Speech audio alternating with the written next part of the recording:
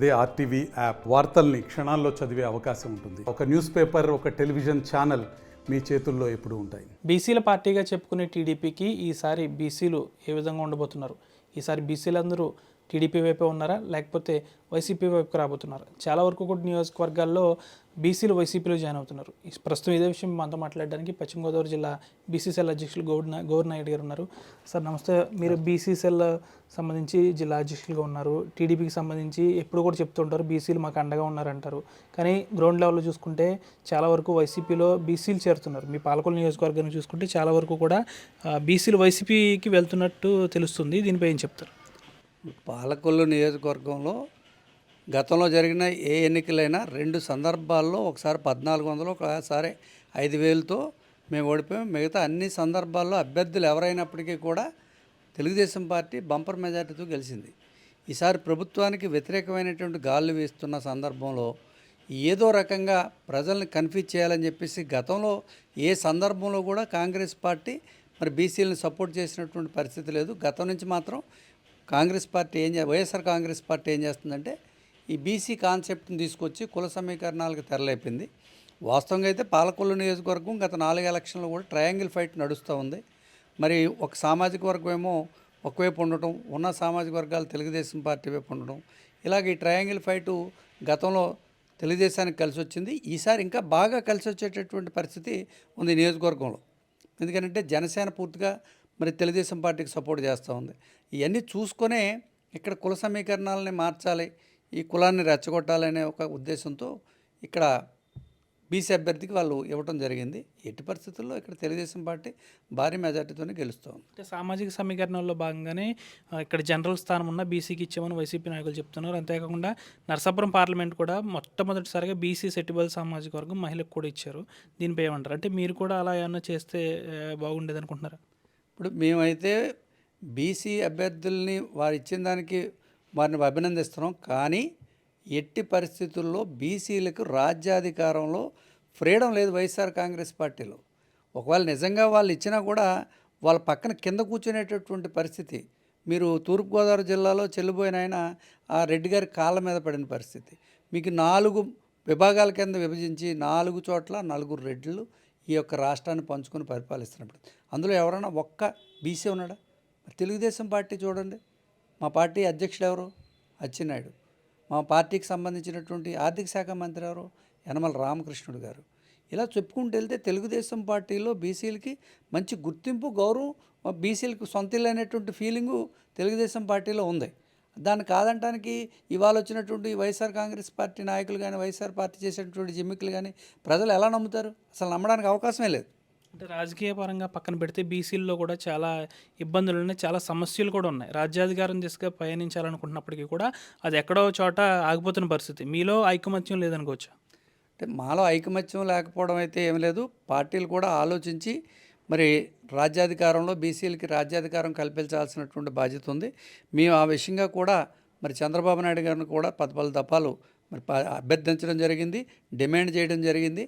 అదేవిధంగా ఈ నియోజకవర్గంలో కానీ ఈ చుట్టుపక్కల నియోజకవర్గాల్లో కూడా మరి ప్రధానంగా బీసీలకు సంబంధించిన సమస్యల మీద కూడా ఆయన పదే మేము మరి ఆయన కోరటం జరిగింది. ఆయన ఏమంటారంటే బీసీలుగా మీకు మన పార్టీలో ఎప్పుడు గుర్తింపు ఉంటుంది, మా మాటకు విలువ ఉంటుంది. అదేవిధంగా బీసీలకు సంబంధించినటువంటి పథకాలు కానీ, సప్లాన్ నిధులు కానీ మరి చాలా విషయాల్లో బీసీలకే పార్టీ అండదండగా ఉంది. ఆదరణ పథకం కానీ ఇలా ఏది తీసుకున్నప్పుడు కూడా బీసీలను ఎప్పుడు కూడా తెలుగుదేశం పార్టీ చిన్నచూపు చూసేటటువంటి పరిస్థితి లేదు. అదే భవిష్యత్తులో తప్పనిసరిగా బీసీ నాయకత్వాన్ని పెంచుతాం, బీసీలకు మంచి అవకాశం ఇస్తామని చెప్పి చంద్రబాబు నాయుడు గారు చెప్పడం కూడా జరిగింది. అంటే ఉభయ గోదావరి జిల్లాల విషయం పక్కన పెడితే దాదాపుగా రాష్ట్ర వ్యాప్తంగా ఉన్న బీసీలు ఒక పొలిటికల్ లీడర్గా కాకుండా మీరు చెప్పండి ఏ విధంగా ఉన్నారు, ఎటువైపు ఉన్నారు అనుకోవచ్చు? ఇప్పుడు ప్రస్తుతానికి ప్రభుత్వంలో జగన్మోహన్ రెడ్డి అనే అతను పాలనాపరంగా ఫెయిల్ అయ్యాడు.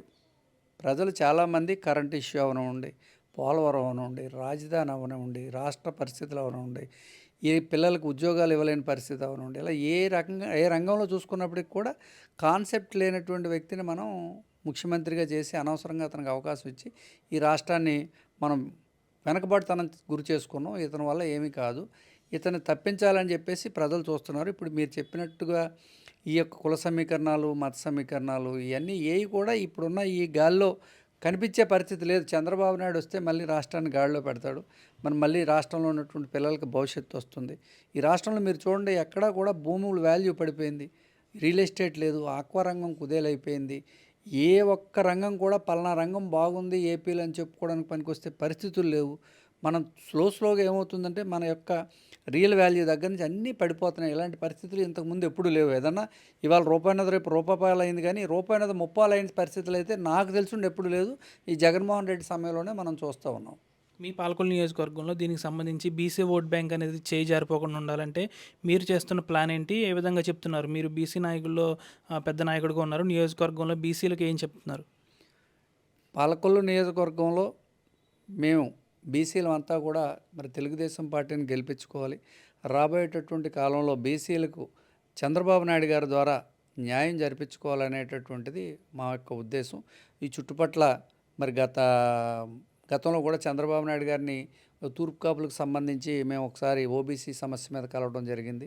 ఆయన తప్పనిసరిగా చేస్తున్నారు. ఇప్పుడు కేంద్రంలో రాష్ట్రంలో ఒకే ప్రభుత్వం ఉండే పరిస్థితి ఉంది కాబట్టి ఆ ఓబీసీ ఒకటి సాధించుకోవాలనేది మా యొక్క ప్రధానమైనటువంటి కోరిక. అదేవిధంగా ఇక్కడ కళ్యాణ మండపాలకు సంబంధించి కూడా చాలా ఇష్యూలు పెండింగ్లో ఉన్నాయి. అది సెట్టిబెల్జ్ అవ్వచ్చు, తూర్పు కాపులు అవ్వచ్చు, లేకపోతే ఇతరత్ర అవ్వచ్చు, అందరికీ కూడా సైట్లు ఉన్నాయి. సైట్లో మళ్ళీ నిర్మాణం జరిపించుకోవాల్సిన అవసరం ఉంది. దాని మీద కూడా డిమాండ్ చేద్దాం అనుకుంటున్నాం. ఇక తెలుగుదేశం పార్టీ వస్తే కనుక పిల్లలకి విదేశీ విద్యకి సంబంధించినటువంటి దాన్ని కానీ, స్టడీ సర్కిల్ కానీ, వారికి ఏ రకమైనటువంటి సదుపాయాలు కావాల్సి వచ్చినా విద్యాపరంగా చంద్రబాబు నాయుడు గారు ఆల్రెడీ ప్రవేశపెట్టడం జరిగింది. బీసీ సప్లాన్ పెడతానని చెప్పడం జరిగింది. బీసీ రక్షణ చట్టం అని చెప్పేసి తీసుకొచ్చి బీసీల మీద దాడులు గట్రా ఆపేటటువంటిది చేయడానికి సిద్ధంగా ఉన్నారు. ఇలా చూసుకుంటే అన్ని రకాలుగా కూడా బీసీలని ఆదుకుంటామని చెప్పారు. అదేవిధంగా బీసీ సంబంధించినటువంటి సెక్టార్కి 50 సంవత్సరాలకే పెన్షన్ ఇస్తాను. రాబోయే కాలంలో బీసీలకి 50 సంవత్సరాలు నిండిన ప్రతి ఒక్క బీసీ కుటుంబంలో 50 సంవత్సరాలు నిండిన వాళ్ళకి కూడా నేను పెన్షన్ ఇస్తాను, 4,000 రూపాయలు ఇస్తానని చెప్పడం జరిగింది. ఇలా చూసుకుంటే బీసీలకి పక్కాగా న్యాయం చేయడానికి ఆయన సిద్ధంగా ఉన్నారు. కాబట్టి చంద్రబాబు నాయుడు గారిని మా నియోజకవర్గం ద్వారా ఇక్కడ ఉన్నటువంటి స్థానిక ఎమ్మెల్యేని గెలిపించి చంద్రబాబు నాయుడు గారిని మళ్ళీ ముఖ్యమంత్రిని చేయాలని చెప్పేసి మా యొక్క ఉద్దేశం. దాదాపు కూడా రాష్ట్ర వ్యాప్తంగా ఉన్న బీసీలంతా కూడా టీడీపీ వైపు ఉన్నారు. కాకపోతే బీసీలో కొన్ని సమస్యలు ఉన్నాయి. ఇటు రాజకీయ పరంగాను, ఇటు వారి ఆర్థిక పరంగా కూడా చాలా సమస్యలు అనేవి వెంటాడుతున్నాయి. కాబట్టి ఈసారి ఎన్డీఏ కూటమి అధికారంలోకి వచ్చిన తర్వాత రాష్ట్రంలో సీఎంగా చంద్రబాబు నాయుడు అధికారం చేపట్టిన తర్వాత తప్పనిసరిగా కూడా ఈ బీసీలకు సంబంధించిన ఎటువంటి ఇబ్బందులు ఉన్నా అవన్నీ తొలగిపోయేలా చూస్తాం. ముఖ్యంగా పాలకొల్లు నియోజకవర్గం చూసుకుంటే పాలకొల్లు నియోజకవర్గంలో దాదాపుగా వైసీపీకి ఎక్కడ బీసీలు కొమ్ము కాయట్లేదు, టీడీపీ వైపే బీసీలు అంతా ఉన్నారు. తప్పనిసరిగా ఇక్కడ రామానాయుడు ఎమ్మెల్యేగా గెలుపొందుతారని గవర్నర్ చెప్తున్నారు. వీడియో జర్నలిస్ట్ శేఖర్తో మన జట్టు పాలకొల్లు నుంచి. మరిన్ని వీడియోస్ కోసం ఛానల్ ని సబ్స్క్రైబ్ చేయండి. లేటెస్ట్ అప్డేట్స్ కోసం వాట్సాప్ ఛానల్ ని ఫాలో చేయండి. అండ్ లింక్ డిస్క్రిప్షన్ లో ఉంది.